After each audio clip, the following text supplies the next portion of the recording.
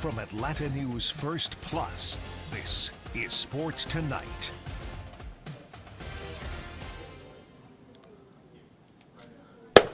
Happy Thursday, everybody. Welcome to Sports Hello. Tonight. I'm sports producer Scott Pennyman here with the Chief, Bailey Burmaster, the sports director. Bailey, how are you? I'm hanging in there. It's Thursday leading up to Friday. It's Super Bowl week. It's been a long weekend. It's been a long week. It has. We've had a lot of Super Bowl stories. You just been flying through here. I've been seeing probably hadn't even had it. This is like my first conversation, I really think week. it is. Well, we've been like passing ships in the night too, because we've been turning some good day stories, whether it was Chase Elliott or whatnot, and doing some Zooms today. So we've kind of been going back and forth. But it's a good week. Super Bowl's almost here. Really excited for this one. We're almost on it. So as you sort of open that door to talk about the Super Bowl a little bit Let's here. do it. So a lot of what was discussed this week, obviously, Chiefs and 49ers Sunday. Andy Reid, the coach of the Chiefs, has an opportunity now to win his third Super Bowl as head coach of the Chiefs, his third Super Bowl overall. So when you think about Andy Reid right now and kind of the coach that he is and what he's been, he's fourth all time in wins behind Bill Belichick. Mm-hmm. When you think about his legacy, would it be fair, just so we know how great Bill is as a head coach, and he has obviously 6 Super Bowl rings and everything like that. Is it possible to you, and I was really thinking about this earlier, that Andy Reid is a better head coach than Bill Belichick and maybe top 2 or 3 all time? It's a great question. I'm thinking about it. Just thinking about how much he's won. Just think about it. He took the Eagles to the Super Bowl back in 2004. The guy's won with, a lot of different quarterbacks. I think there's different entities to look at. I think he should definitely be in the conversation.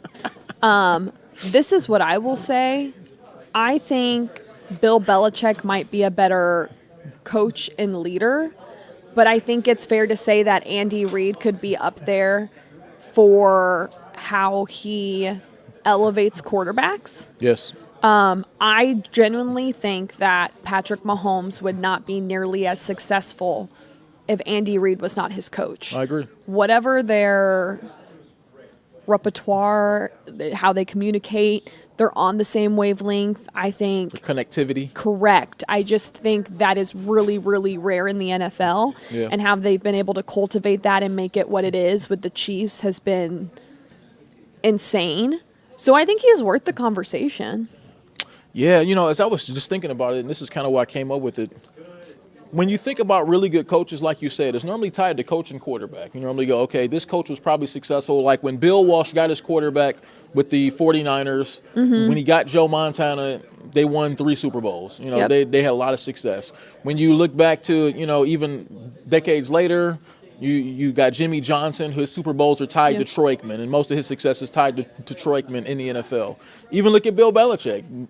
Look, almost all his success as a head coach is tied to Tom Brady. Tom Brady left and won without him, but pretty much all of Bill Belichick's success as a head coach in the NFL is tied to Tom Brady. But when you look at Andy Reid, yes, he became a Super Bowl champion with Patrick Mahomes, but he was a really, really good coach before Patrick Mahomes, right? I mean, he won division titles. He made a Super Bowl with Donovan McNabb, with Michael Vick for a little bit there in Philadelphia. Then even with Alex Smith in Kansas City, they were winning divisions and everything like that. So he's had success with 3 different quarterbacks. Now, look, all those quarterbacks are pretty solid quarterbacks, right? But he's had a lot of success with different quarterbacks. And then it took Patrick Mahomes to get him over the top and become a Super Bowl winning coach. So I think when you look at it from that way, I think maybe just from a pure coaching standpoint, I might have him a little higher than Bill Belichick just because of that. I think you make a valid point. I think the sports writers who have been around a very long time would argue with you from a standpoint of, well, how many Super Bowls have they won? How many of this have they won? The logistic of the whole, who's better, LeBron or Michael? Right. Who's won more NBA championships? Like, you can find so many things to argue in different avenues. Yeah. But I think he's definitely one of the best to ever do it. And I think it's going to be really hard to move on from a guy like Andy Reid, and that's worth noting. Yeah, he's like 65. He said he has no plans on stepping away right now, though. He said he wants to keep coaching, Keep going. Why would you stop when you have the team you have and it's working? Well, he really likes cheeseburgers, right? Well, I'll say this. Are you team? So when you hear the Tom Brady's, the Aaron Rodgers, the older guys in the league talk, there's two things. Do you get out while you're on top, or do you go until the wheels fall off? Which one would you rather do if you were playing in the NFL? I think a lot depends on where I'm at that point in my life. If I'm in my mid-60s and I want to enjoy, I have grandkids and stuff. You could not be playing football at 60. Calm down. Oh, I'm sorry. Okay, you'd break a hip. Okay, so just from a player standpoint, all right, so... Yeah, I guess if I'm a player, I'd want to squeeze whatever I could out of my ability. But I don't want to go out getting carried out either, right? Yeah. I don't want to go out looking bad at the end of my career, a shell of what I once was. So I think a lot depends on how I'm playing at that time. If I start to see any sort of decline, like I think Tom Brady did it real good last year. He did it real smooth, right? So he won the Super Bowl and then had a couple years where he was going good. The second he saw maybe that there could be some sort of fall off, he was out. He's like, look, I don't want to be dragging. I don't want to get carried off the football field. Or was it because he was getting a divorce and his wife was like, you said you would be done at this age? Then she thought he... See, I never even understood that. Like, that was kind of crazy because part of the reason why you like Tom Brady is because he's Tom Brady and because he's a Super Bowl champion, not just because of the guy he is. Like, I don't know listen, it could be. I mean, it could be, right? I'm not going to say not, but she's also a supermodel who made more money than him. Well, sure, from a money standpoint, but I mean, this Tom Brady's got the status, right? I mean, part of the reason why you like Tom Brady is because he's Tom Brady. Now you want to get mad at him for being Tom Brady? But he does that for so many years, and then the year he's supposed to retire, he doesn't. She's like, you didn't keep your promise. Well, I think they have 3 kids. 3 kids. She's been at home sacrificing her career for them babies. She's sacrificing her money, huh? Like she makes more money than Tom Brady does. Right. So she's good. She was in good shape. I mean, I guess I never understood that whole thing. Like, I need you to step away from football. Now he's home all the time now, right? But he's gonna hit the road again doing TV next year, right? Is it Fox? Yeah, I think he's gonna be on Fox. He's making like $1 billion a year or something like that doing so. Good for Tom, but, I guess... I love when we get way sidetracked. Look, that's what makes this fun, though, right? Because we have a lot of time we can get sidetracked, and it's all good. We can. So I think this is the last time I'll probably see you on this show before the Super Bowl. Correct. Super Bowl 58 happens. Yes. So I guess it's speak now or forever hold your peace. I want to get your prediction before we go to some Super Bowl sound and hear from the players that are going to be involved in the game. What's your prediction? I'm having a really, really hard time with the Super Bowl. I think it's going to be a great game. I hope it's a good game for the sake of football fans. Yeah. And in a way, I want the 49ers to win. Like, I want Kyle Shanahan to get that. I want Christian McCaffrey, George Kittle. They've gotten so close so many times and then fall in the big game. Yeah. But I also find it really, really hard to choose outside the Chiefs. So I'm going to choose the Chiefs. Wasn't it really cool? We were talking about earlier before we came on the set here. We were talking about how 20 plus years ago, Mike Shanahan won a couple Super Bowls with Ed McCaffrey, Christian McCaffrey's dad. So you got Shanahan and McCaffrey who teamed up to win a Super Bowl. Now you have Shanahan and McCaffrey about 25 years later. The Suns trying to team up to win a Super Bowl of their own. So that alone makes me want to say 49ers just for like history repeating itself would be really cool. But I don't know. I mean, what's your prediction before we hit the sound? So if I had money on the line, I'm never betting against Patrick Mahomes. Yeah, right? I wouldn't. But I don't have money on the line because I don't like gambling money. So I picked the 49ers, right? I think the 49ers win a close one. I don't know why this score just flashed into my mind, but I'm going 24-21 49ers. I think they get a late field goal. 34-31. Okay. I mean, that's more on par with how these games normally are. So, but I don't know why. I just like it. It just feels like it's time for Shanahan to get that Super Bowl. It feels like it's time. He's been so close so many times. So close. 28. Well, he wasn't the head coach with the Falcons when they lost 28-3, but then he was on staff. They had like a 10-point lead with like 5-something minutes left in the Super Bowl a few years back in 2019 and let that one slip. So, yeah, he seems like it's time for him to get one. So, the players were at it again. It's media all week. They were back at it today. The 49ers and the Chiefs. Chiefs are up first here, and they'll talk a lot about what they're expecting from the game. And I know at this point they're probably tired of talking, but I guess as long as they're talking, we're going to listen to them, right? We are. Let's take it. We've been around these guys for how many ever months here, and you get a pretty good sense on the energy level at practice, in meetings, the attention in meetings, the accuracy of running the actual play. And I'd probably say those are the primary ingredients. And it doesn't, success and failure in a game doesn't always depend on whether I think they're ready or not ready. There have been times when I go on, the biorhythms look a little down and they go play like crazy. But normally that's, if they're focused in with those things I gave you there, then normally they're ready to go. I mean, I've been here 13 years with him, and he's never got off track. This has been a constant incline of greatness, and I've been very fortunate to be under his kind of him overlooking my career, helping me out both on and off the field as a professional, as a human being, and it's just been I owe so much to him and his success and our success, and just extremely fortunate that I landed here in Kansas City 13 years ago to be able to build this thing with him like this. Very crazy, for me to be in the Super Bowl. I'm pretty sure every rookie was like, I'm trying to get to the Super Bowl this year, and probably, one of the only rookies in the Super Bowl right now. But I mean, that's just a blessing, and it just came with it because, we show up to work and we do everything we have to do in order to get to this point and become a better team. And then as far as, everybody else, my shoes from last year is just continue to work, and, everything's going to fall into play. It's really cool. I mean, just being with Coach Reed for so long now, I have a good feel for the game plan, good feel for how he calls plays, and a lot of the times he'll call the play that I want him to call before I even get it in. I mean, just having a good feel for what he's thinking. I think that's what great coaches and players connections kind of go, is whenever you can kind of call the plays that the coach is going to call. No, I couldn't imagine it being 1 week. I mean, just the pressure that's on everybody once you win that NFC championship, everyone, you don't realize how many family members you have, so you have to count up Super Bowl tickets. And then you never realize that you had as many people like you until that Monday when you have 500 texts saying they've never been to a Super Bowl and can you hook them up?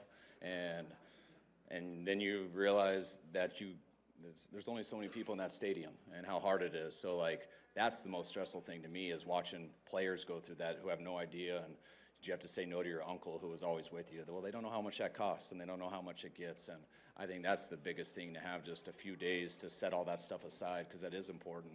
It is a big deal to all these players, his families, and everyone who really cares about them. But the reality is, it isn't everybody's event. We'd love to make it, but you can't do that. And I think that's the biggest thing, those first 2 or 3 days, that is stressful for guys and for you, your wife, whoever it is who's taking care of it. But when you can't get that down before you come here, and now you're here, and now you kind of have a normal week besides all the media stuff.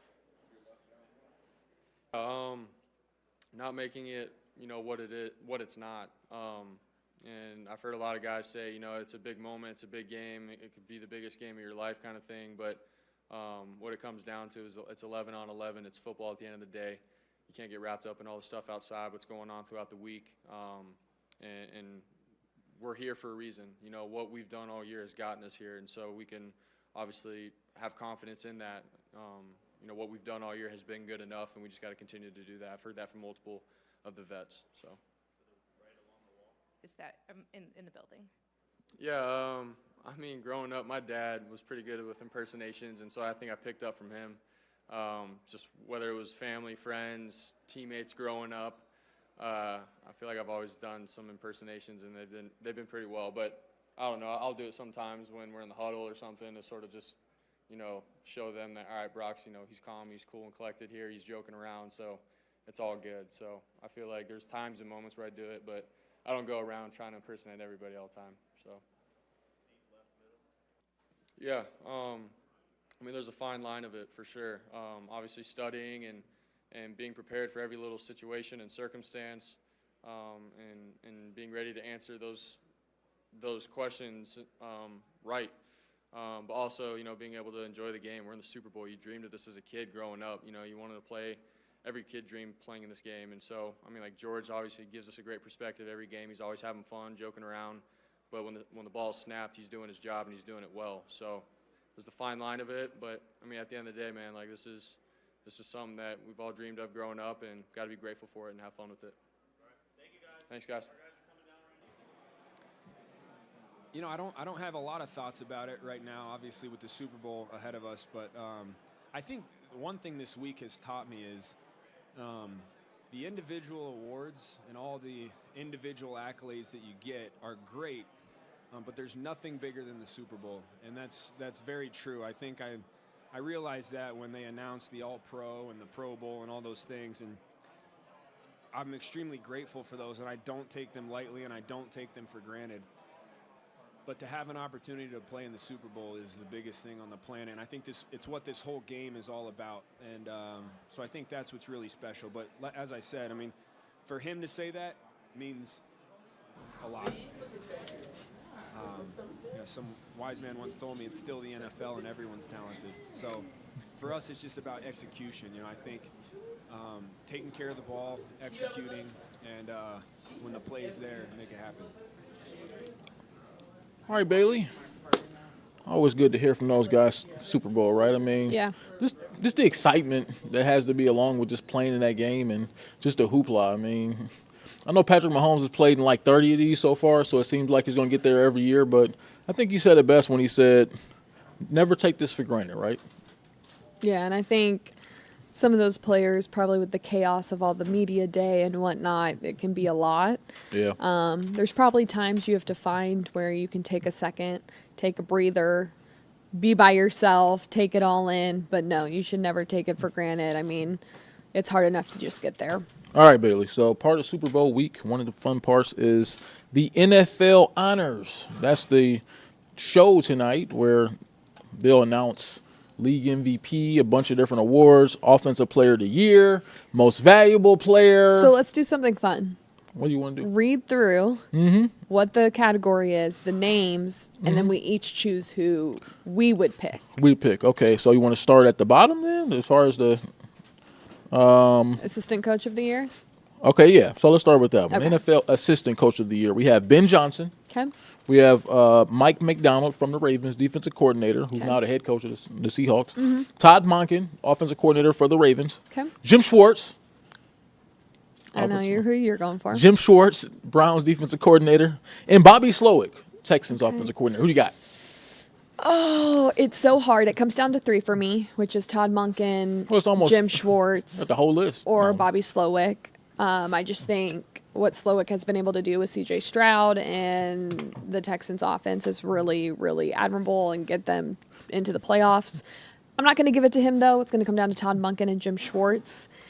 It's hard for me. I want to give it to the Browns. Come on, you covered the Browns. Come on. Had they made one extra playoff game, It's a regular season award, though. I'd probably give it to Jim Schwartz, but I'm going to give it to Todd Monken for just going to the Ravens and absolutely raking with that offense and showing the best of what Lamar can do.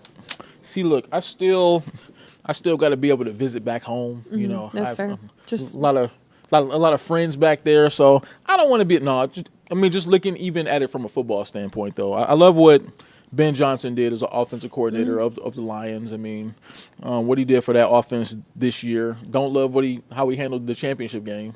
Things kind of bottled up. Mike McDonald, I don't know. I mean, hasn't the Ravens defense looked the same since like 2000? I mean, it's always the same attacking defense. No matter who's the coordinator, they're always the same defense. They always it just look seems good. like they had an extra edge to them, especially between Roquan Smith and Patrick Queen. I mean, yeah. That's fair. You got Todd Monken with the Ravens. He had a really good season with Lamar Jackson. He did wonders for Lamar Jackson. But I'm going Jim Schwartz. Every week there was a lot more pressure. The Browns went through 4 quarterbacks this year. 4 or 5 different quarterbacks this year. And so the defense had to be on point a lot. And so they were not on point the previous years. You're saying the Browns defense really right. wasn't, and he came in and turned it around. So Right. I give him his flowers too. So I'm gonna give Jim Schwartz. Okay. I'm gonna give that award to Jim Schwartz. All right. So AP Coach of the Year. Okay, let's hear it. We got Dan Campbell, Yeah. Jim Harbaugh, Okay. D'Amico Ryans, Kyle Shanahan, and Kevin Stefanski. Who you got? So Kevin Stefanski is on my short list. He's on theirs too. I think I have to give it to Dan Campbell. Okay, that's fair. I just think what he's been able to do in the last couple years and get them to the championship game and totally turn around an organization, that is so hard to do. Just ask Kevin Stefanski. It is.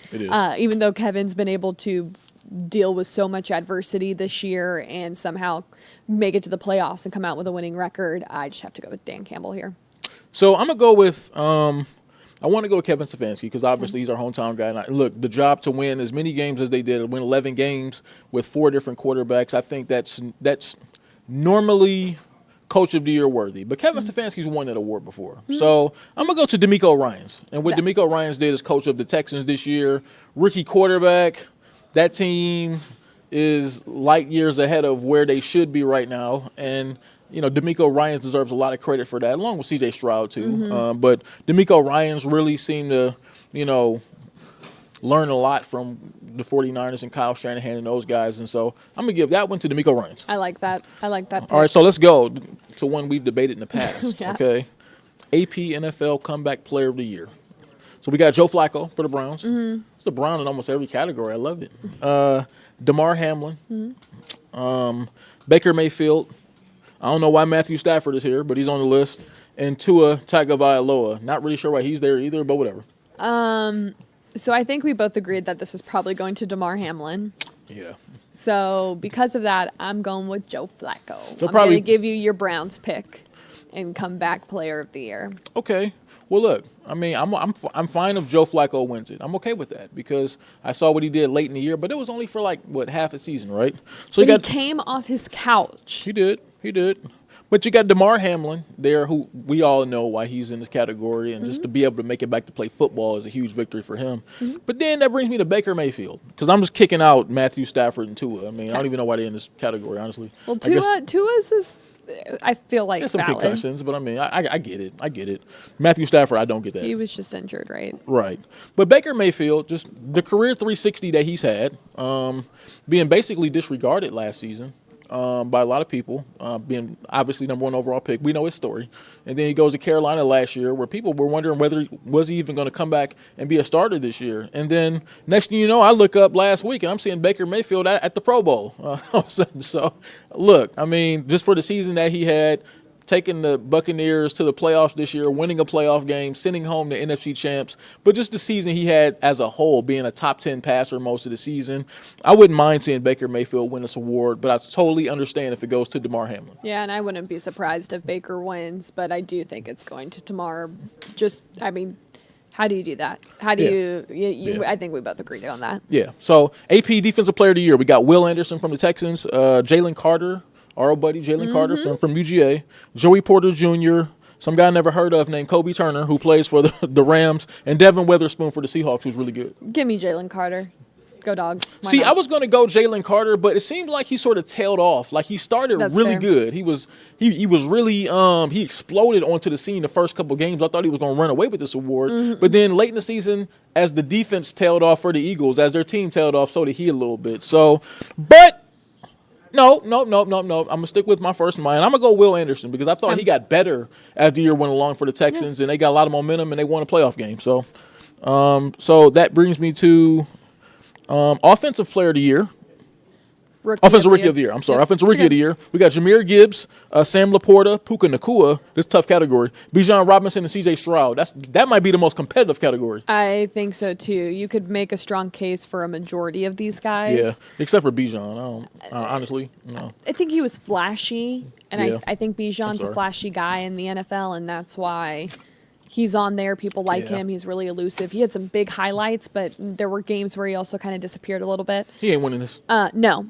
Give me C.J. Stroud. Yeah, me too. I have a hard time going away from C.J. Stroud. I mean, to be a rookie quarterback going into that situation with the Houston Texans, take him to number the playoffs. 2 overall pick, and just he got better as the year went along. He had some early struggles, but then as the year went along, he really, really came into his own. And honestly, you could put C.J. Stroud in the NFL MVP category. I thought with how he played late in the season. I mean, he could be in that category, and I think it would be fair. Yep. So let's move along here. We got a few more minutes here. So What did we miss here? Defensive Player of the Year. Okay. Deron Bland from the Cowboys, the cornerback from there. He had a bunch of interceptions this year. Max Crosby, defensive end for the Raiders. Myles Garrett, another Cleveland Brown there. Micah Parsons and T.J. Watt. Who you got? Don't break my heart here. Don't break my heart. Okay, Myles Garrett. Myles Garrett. So maybe I'm biased from years watching him, but what he continues to do and the pressure he's able to get off, I think he is one of the best. And I think he deserves it definitely more over than T.J. Watt this year. Yeah. But yeah, give me Myles Garrett. And I'm going to go with you, too, just because, I think a lot of people might say T.J. Watt statistically, but Myles Garrett was a dominant player before he hurt his shoulder late in the season. But he was just dominant. I mean, he probably won a couple games by himself. Just that Colts game that they played, knocking them out, getting setting up touchdowns and stuff. So I'm going to go Myles Garrett. So let's just break it off here with MVP. Okay. We got Josh Allen, Lamar Jackson, Christian McCaffrey, Dak Prescott, and Brock Purdy. It's got to be Lamar Jackson, right? I love that Brock Purdy is in this category, though, and I really wanted to choose him. Yeah. But I think you have to give it to Lamar Jackson. Yeah, I would say give it to Lamar, but I think Brock Purdy's going to have his turn to win more. I think so, too. But I actually think, the most productive player here just overall as far as the most important – well, not the most important player because quarterback is the most important, but Christian McCaffrey, for what he did to that 49ers offense, just take it to the new level. If he wins this award, I'm not mad either because he really took that offense to another level, a Super Bowl level. If I'm Brock Purdy, I'm saying, you know what, Lamar Jackson, you have this one. I will win the Super Bowl MVP. Yeah, kind of, there's a lot of similarities between Brock Purdy now and Tom Brady early in his career, like when he won the Super Bowl in his second year with the Patriots. So we'll see how that goes. So real quick, let's hit some NBA here. So NBA trade deadline came and went today without the Hawks doing much, right? They didn't do anything, right? So do you like that? Do you love it? Do you hate it? I think it makes sense. I don't think that's what Hawks fans want to hear. They've been trying to deal. Dejounte Murray will hear from the GM tomorrow on a Zoom. But I think the reality is they weren't getting what they wanted in return. Yeah. So why would you get rid of them? Just to get some pieces that you're just kind of meh about? You're basically just dealing to deal at that point, and I think it's a moot point. So I think if they weren't going to get what they could and what they wanted, there's no point in dealing Dejounte Murray. They found some success recently with the return of a lot of people coming back from being healthy, but then you have Clint Capella get hurt. Yeah. And DJ had some back tightness, but I think it is what it is. I think they've found a little bit of momentum going into this All-Star break next week, but they sit in 10th place in the Eastern Conference. Yeah, they're just so lackluster. They're 22-29. They're in the 10th spot right now in the Eastern Conference. So they got to get some win streaks going when they come out of All-Star. I thought they found their groove a little while back, and then they lost a couple. So, but the last two they've lost weren't bad losses. They played really well against the Celtics. They had 6 players in double digits. They were without losses. DJ and Clint Capella, and it was competitive. So, just something, there's progress to be made. All right, so what's on your mind? We got the Hawks tomorrow, right? Again. We have the Hawks on Peachtree TV and Peachtree Sports Network tomorrow. They have the 76ers. Tip-off is at 7. Pre-game is at 6:30, I believe. So you'll definitely want to tune into that. What is on your mind? What's on my mind is, look, I'm excited just about the NFL honors tonight. I want to see Myles Garrett walk across that stage with NFL Defensive Player of the Year so I could brag to all my friends. Like, I told you so. Hey, I told you he was Defensive Player of the Year. I told you. Maybe there will be multiple Browns wins tonight.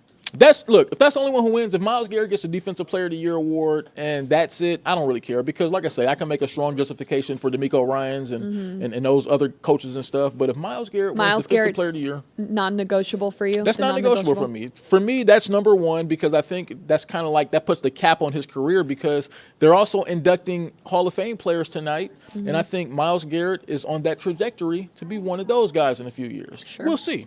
All right, so that's going to do it for Sports Tonight here on a Thursday. Bailey, it's always fun, right? We always I feel like this time just goes by so fast, right? It does. Right? We chitter-chatter. We do. We'll see you tomorrow for Sports Tonight for more. Let's get out of here. See you.